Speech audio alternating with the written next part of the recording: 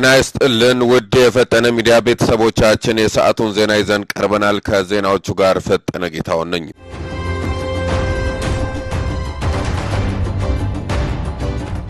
የኢትዮጵያ መገናኛ ብዙሃን ባለስልጣናት የአዲስ ስታንዳርድ የምዝገባ ፍቃድ መሰረዙን የሚዲያው አሳታሚው ተቃወመ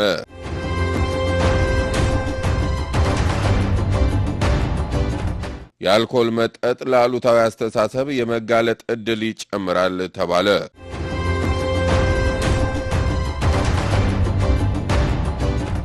የኢራን ሚሳኤሎች አውሮፓን አልፈው አሜሪካ ሊደርሱ ነው ተባለ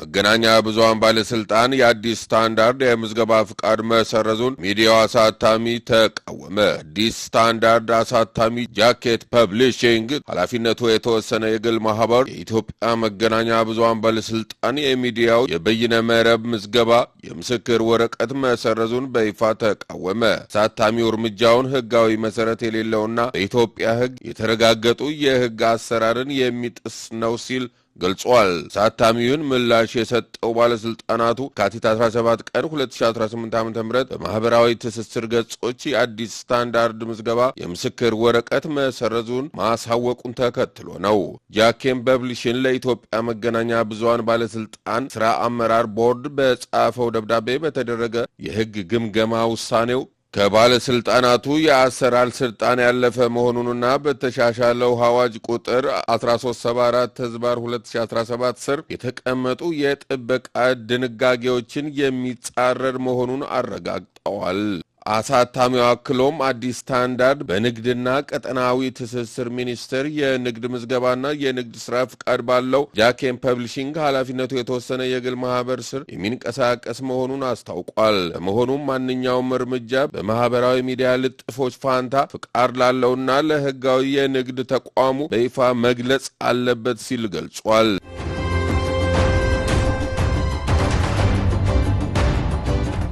የአልኮል መጠጥ ለአሉታዊ አስተሳሰብ የመጋለጥ እድልን ይጨምራል ተባለ ጥናቶች እንደሚያሳዩት የአልኮል መጠጦች በማህበራዊ ነርቭ ስርዓት ላይ የሚያሳድሩት ተጽዕኖ ከፍተኛ ነው አልኮል በባህሪው ዲፕሬሰንት ወይም የነርቭ ስርዓትን የሚዘገይ ንጥረ ነገር በመሆኑ አንጎላችን መረጃን የሚያቀነባብርበት መንገድ ይለውጣል ጥናቶች እንደሚያመለክቱት አልኮል በአንጎል ውስጥ ያለውን የሴሮቶኒንና የዶፓሚን ሚዛን በማጓደል ለጭንቀትና ለድብርት ይዳርጋል ይህም ግለሰቦች ስለ መልካም ነገሮች ከማሰብ ይልቅ በህይወታቸው ስላሉ መጥፎ አጋጣሚዎችና ስህተቶች ደጋግመው እንዲያስቡ ያደርጋቸዋል መጠጡ ለጊዜው የመዝናናት ስሜት ቢፈጥርም ውጤቱ ሲለቅ ግን አፍራሽ ስሜቶችን በማባባስ የአእምሮ ሰላምን ያውካል ተብሏል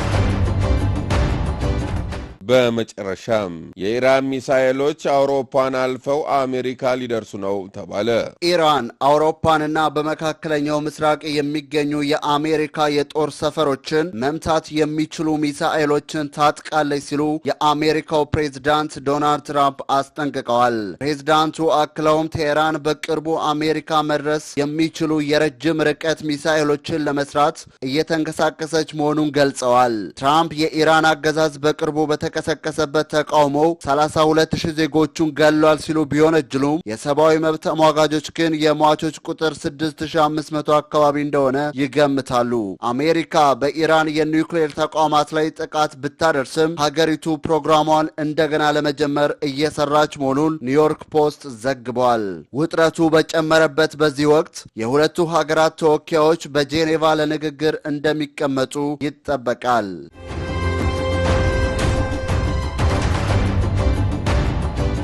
በብራዚል በጣለው ከባድ ዝናብ የሟቾች ቁጥር 30 ደረሰ ተባለ በደቡብ ምስራቃዊ ብራዚል በሚገኘው የሚናስ ጌራይስ ግዛት በታሪኩ ከፍተኛ የተባለ ዝናብ መጣሉን ተከትሎ ከሰተ የጎርፍና የመሬት መንሸራተት አደጋ የሟቾች ቁጥር 30 መድረሱ ተነገረ የኢንዱስትሪ ከተማ በሆነችው ዜንዴፎራ ብቻ የ18 ሰዎች ህይወት ያለፈ ሲሆን አጠቃላይ ሟቾች 30 ደርሰዋል 39 ሰዎች የገቡበት ባለመታወቁ የነፍስ አድን ሰራተኞች በጭቃና በፍርስራሽ ውስጥ ፍለጋቸውን ቀጥለዋል የዝናቡ መጠን በ4 ሰዓት ውስጥ ብቻ 180 ሚሊ ሜትር ዝናብ የጣለ ሲሆን ይህም ለአንድ ወር ይጠበቅ የነበረውን ዝናብ እጥፍ ያደርገዋል ነው የተባለው።